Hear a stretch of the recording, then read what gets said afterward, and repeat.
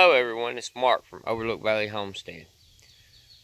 Today we're going to talk about storm cellars, and a couple of years ago, it's probably been 4 years now I guess, there was a tornado that come through our area and was probably about a quarter mile from our house. And it was pretty destructive. It tore up some things in our town. It just over the road here there's a friend of mine who has a mobile home, and he actually works for the city, and so that night he was on call, so he was at work, and he lives there along with his daughter, and his daughter at the time was I think 14. Anyways, she was home alone, and when it came through, and so she went and got into the bathtub in their mobile home, and it picked that mobile home up and off of its foundation and throwed it out in the middle of the road on its side. And believe it or not, she came out of it with only a few bumps and bruises and scratches, and so that was such a blessing, you know. But anyways, after that, we had several people over here the night that the tornado came through, and we were all hunkered down underneath the hill because that's the only place we had to go. We didn't have a storm cellar, and we'd always talked about building one, but we never did. And so that got really close, you know, that was close to home, and so it kind of got us motivated to get started on a storm cellar.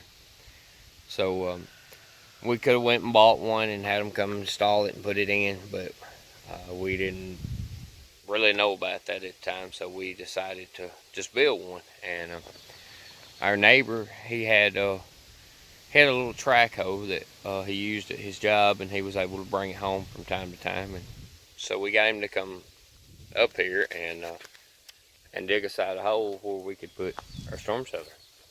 So let's walk down here and I'll show you what we ended up with. It's not totally finished. It's always a work in progress. Everything around here is a work in progress, but it is good enough that it will do the job if we have bad weather. So there it is. It's not anything pretty to look at, but it definitely does the job. You know, it's below the ground level. So as far as I know, it will do the job. I mean, it hasn't been put to the real world test yet, and hopefully it never is. But let's walk on up and take a look at it.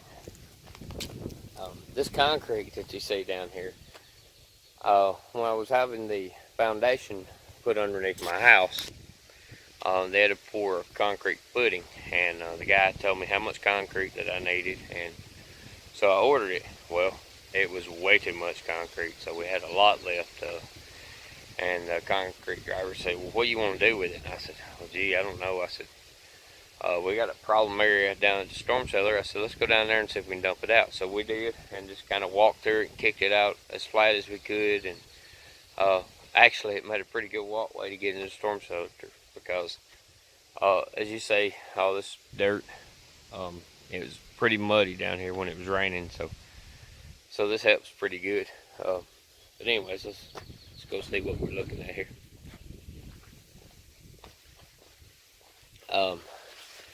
My dad, my brother, and we all got together on this project and did it together. We've all been raised doing construction work, and you know, so it wasn't like it was something new to us to know how to do these things. We've helped other people build storm shelters like this, so we got an idea from that. But we built this a door. It's built out of oak wood. We wanted a metal door, but at the time when we were doing it, we were just trying to get it done, so we ended up going oak, and it's sawmill cut oak, and it's pretty thick, and you know, it's gonna hold up pretty good. One of the things that we wanted to do was make sure that the door opened to the inside, because if anything fell, trees or something got blowed over, you know, we wanted to be able to open the door and get out in the event that something like that happened. And if the door swung out and something was against it, you'd be stuck in there till somebody found you. This is a, let's see, I think this ended up being a 10 by 10 building. Like I say, it's set back in the ground. And I'll go on and warn you, crickets love this place. It's full of crickets.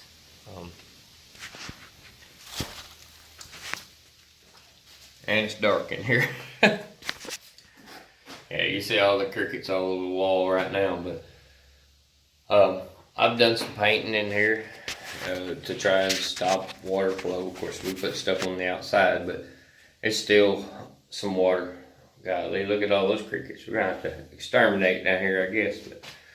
But I guess if you like to fish and you use crickets to fish with, this would be the perfect thing. You could come down here and get all the crickets you wanted. I put some lights in here. At first, I had these two lights. Well, actually, before that, if you see this little strip right here, this is an LED strip, and it works off of a battery right here. And actually, it beat nothing when we didn't have any lights. But as time went on, we thought, well, we need a little more light in here than that. So I bought these two solar powered bulbs and ran the solar panels out the top, and they worked pretty good for a while. You know, this got an on and off button on. But then I figured out that I could hardwire a light in, which is this one, and I put it on a cord where I could plug it up. I can bring my little battery jump box down here, and it has a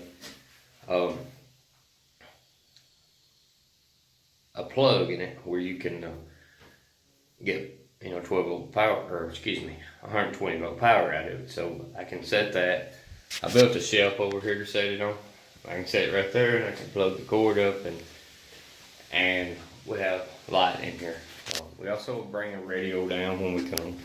We made some little makeshift benches just out of whatever we had to sit on. We have probably had a dozen people inside the storm shelter at one time, and a couple of dogs too. Whatever you got to do, but we always, our neighbor that dug it out, we always tell him and his family they're welcome, because we couldn't have done it without their help. And anyways, in the event that something bad was to happen, we're hoping that maybe we're set up for it the next time, and that we don't have to worry about, hey, where are we going to go if a tornado comes. And like I say, sometimes we come down here and it's burnt runs, but that's okay. I'd rather come and it be not be anything than wait too long and not come. And I'll tell you a little short story about that. When the year that the tornado did come through here, my wife, she's always been the type that she was really weather aware, and if it seemed like it's getting bad, she was ready to start getting somewhere. Well, that particular year, the weather was getting bad, and I was watching it on TV, and she kept saying, "Oh, it's okay, it's nothing, it ain't gonna do anything." And all of a sudden, bam, there it was. And so she's back to being really weather aware again, I guess. On the top of our storm shelter, we ran out 4 vents, and the ideal is to cover this up with more dirt and kind of hump it over a little bit, and then put some grass seed down, let the grass grow so to quit eroding like it does. But we hadn't got to that yet. But that's one of the things that we plan on finishing.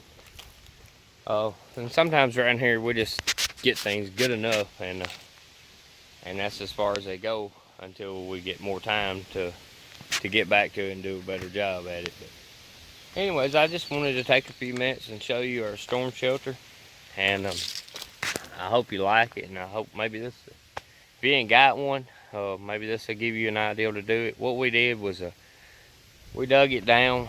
We dug a foundation, poured the foundation,